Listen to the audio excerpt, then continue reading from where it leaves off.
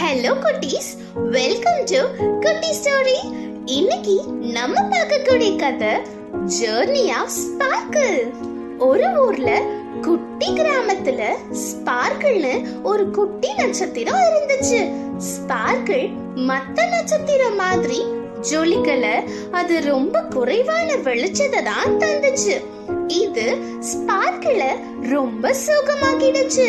Sparkle நிறைய நேரம் இத பத்தி நினைச்சு ரொம்ப கவலைப்பட்டுச்சு.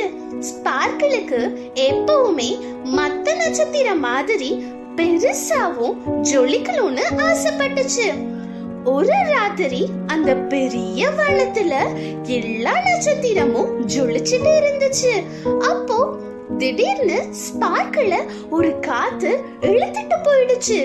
அந்த காத்து ஸ்பார்க்கிள் கிட்ட சொல்லுச்சு, ஸ்பார்க்கிள், நீ உன் மனசு சொல்றத கேளு, இந்த காத்து பின்னாடியே போ, இது உன்னோட உண்மையான இடத்தை காமிக்கும்னு. ஸ்பார்க்கிள் ரொம்ப சந்தோஷமாவும் ஆர்வமாவும் அந்த வானத்திலோட பயணத்தை தொடங்க ஆரம்பிச்சது. ஸ்பார்க்கிளோட அதோட பயணத்துல முதல்ல ஒரு நிலவை சந்திச்சது. அதுக்கு பேரு லூனா. லூனா ரொம்ப அன்பான நிலவு. லூனா ஸ்பார்க்கிள் சோகமாவும் ரொம்ப நல்லாவும் இருக்கிறத கவனிச்சது.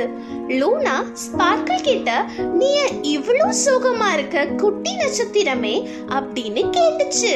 அதுக்கு ஸ்பார்க்கிள் ஒரு பெருமூச்சு விட்டு சொல்ல ஆரம்பிச்சது, நான் மத்த நட்சத்திரம் போல ஜொலிக்க மாட்டேங்கிறேன், நான் ரொம்ப குட்டியா இருக்கேன், மத்த நட்சத்திரம் என்னை விட பெருசா இருக்கு அப்படின்னு சொல்லுச்சு. லூனா அத கவனமா கேட்டுட்டு சிரிச்சுது.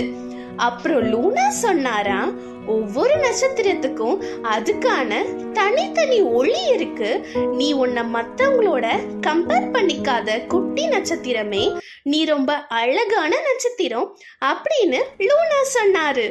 லூனாவோட வார்த்தை குட்டி நட்சத்திரத்தோட ரொம்ப உற்சாகப்படுத்திருச்சு.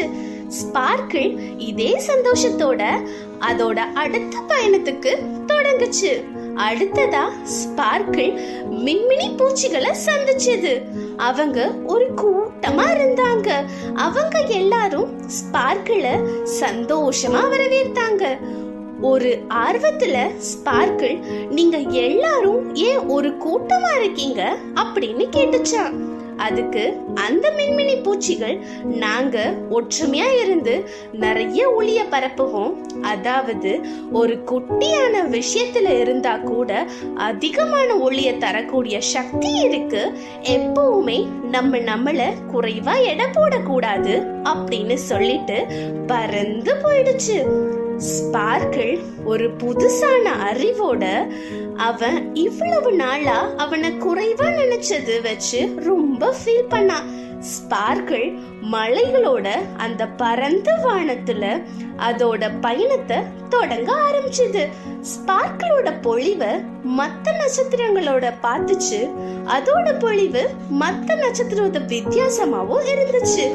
moral of the story என்னன்னா குட்டீஸ், நம்மளோட உண்மையான அழகு நம்ம உள்ள இருந்து தான் வருது.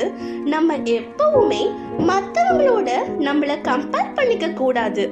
என்ன குட்டீஸ், இந்த ஸ்டோரி உங்களுக்கு பிடிச்சிருந்துச்சுன்னா மறக்காம மீடியா மெசன்ஸ் லிட்டில் சேனலை சப்ஸ்கிரைப் பண்ணுங்க, லைக் பண்ணுங்க, ஷேர் பண்ணுங்க. பை பை குட்டீஸ்.